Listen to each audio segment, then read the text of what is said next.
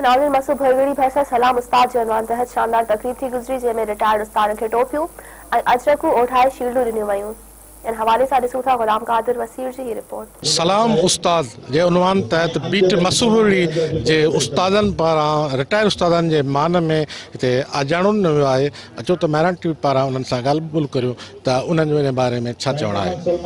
ज़बरदस्त तकरीब कई आहे, जंहिं बि दोस्तनि इन शइ जी पहल कई आहे उन्हनि दोस्तनि खे सलाम आहे। उस्ताद जेको असांजो क़ौम जो सरमायो आहिनि, जेके बि हींअर कंहिं बि पोस्टनि ते वेठा आहिनि या कंहिं ते बि वेठा आहिनि, इहे असांजा ग़रीब अबोझ उस्ताद आहिनि। उहे पढ़ाए उन्हनि खे तयारु करे कुंदन करे उनखे मथे पहुचाइनि था। असां बि प्राइमरी उस्तादनि जा औलाद आहियूं, उन्हनि जे पढ़ाइनि खां निकिरी असां हिते पहुता आहियूं।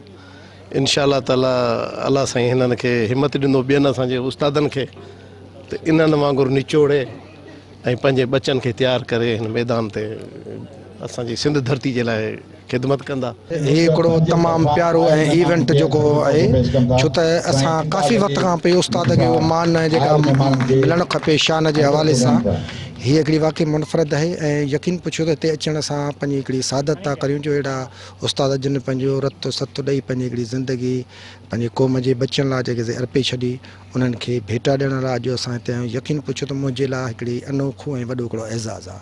हिकु शागिर्द खे समाजी ह्यूमन बींग मां समाजी जेको आहे हिकु बहितरीनु इंसान बनाईंदड़ बेसिक वारो तइलीम ॾींदड़ उस्ताद हूंदो आहे, ऐं उहो असांजो उस्ताद जेको आहे प्राइमरी उस्ताद हूंदो आहे, ठीकु आहे न। ऐं अरस्तू जो हिकिड़ो कौल मूंखे हिते यादि थो अचे त जेको तालीम जेका न इंसान जी टी अखि हूंदी आहे, ऐं उन टी अखि खे बहितरीनु तरीक़े सां जेको प्रोवाइड कंदो आहे, उहो बेसिक एजुकेशन वारो असांजो प्राइमरी जो उस्ताद ई हूंदो आहे।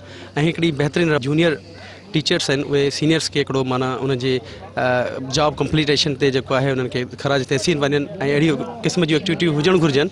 तमामु सुठो हिकिड़ो ख़ुशि आहिनि मतिलबु स्टेप। तक़रीबन पंहिंजे ज़िंदगी में पहिरियों प्रोग्राम ॾिठो आहे जेको हितां जे उस्तादनि पटेल वारनि हिननि रिटायर उस्तादनि जे शान ऐं मान में हेॾी तकरीब कई आहे, जंहिंमें असांजा ज़िले खां वठी वेंदे यूसी ताईं ऑफिसर बि शामिल आहिनि। ऐं अहिड़ियूं जेके तकरीबूं बार बार थियणु खपनि।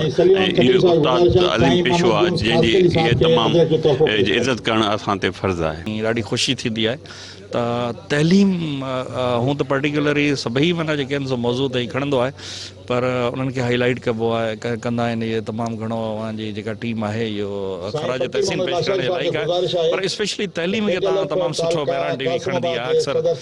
त हीअ जेका तक़रीब आहे रिटायर्ड उस्तादनि जी, त हक़ीक़त में ॾिठो वञे त मौलम जो पेशो नबी सल्लल्लाहु अलैहि वसल्लम जो पेशो आहे, त उनजो मान ई शान इन सां ई आहे त जंहिं पेशे खे नबी सल्लल्लाहु अलैहि वसल्लम अपनायो हुजे ऐं उहो ई पेशो उस्ताद हिकिड़ो जेको आहे अपनाए थो, त कुदरत ख़ुदि ई उनखे हेॾी वॾी इज़त ॾिनी आहे। त अॼु हिननि रिटायर्ड लफ़्ज़ सां मुतफ़िक़ न आहियां, हिननि पंहिंजी सर्विस जो हिकिड़ो जेको आहे सो टाइम पीरियड जेको गवर्नमेंट असाइन कंदी आहे उहो पूरो कयो आहे। बाक़ी इहो सॼी ज़िंदगी जेको आहे तालीम ॾींदा रहंदा ऐं हिननि पंहिंजो फ़ाइदो वठिबो। इहा अहिड़ा प्रोग्रामनि सां उस्तादनि जी हौसला अफ़ज़ाई थिए थी, ऐं हौसला अफ़ज़ाई तमामु सुठी शइ हूंदी आहे। जॾहिं असीं कंहिंजो हौसला अफ़ज़ाई कंदासीं त उनजी दिलि वधंदी आहे, त उहो बहितर तरीक़े सां अञा जेको आहे कमु करे सघे। त इहे तक़रीब जेको आहे थियणु घुरिजनि। तमामु सुठो प्रोग्राम थियो आहे। उस्तादनि असांखे घुरायो आहे, मान ॾिनो आहे, उन्हनि जा असीं अहसानमंद आहियूं। ऐं उन सां गॾोगॾु असीं पंहिंजे ॿियनि उस्तादनि खे इहो चऊं था त महिनत करे सुठा उस्ताद थियनि ऐं उन सां गॾोगॾु मुल्क जे बचनि खे पढ़ाइनि त मुल्क जा बचा जेके अॻिते अची सुठा थियनि।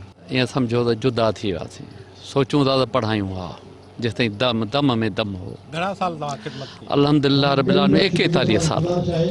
अल्हम्दुलिल्लाह 41 साल।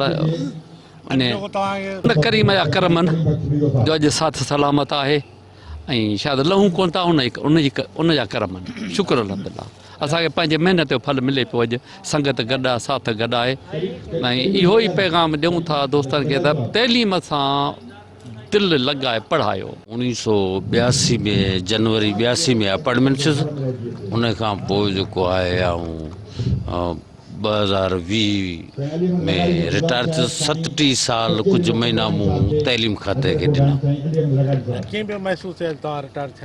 ऐं महसूसु इहो त पंहिंजे दोस्तनि में अॼु वेही जेको आहे पंहिंजे हम दोस्त जेके आहिनि साथी आहिनि उन्हनि सां गॾु वेही ऐं हुननि एॾी मूंखे इज़त ॾिनी आहे। इन खां वधीक मुंहिंजे लाइ ख़ुशी जहिड़ी ॻाल्हि ॿी का आहे ई कान। कैमरामैन अलीरज़ा चंड सां गुलाम कादिर वसीर, मैरान टीवी, मसूबुरगड़ी।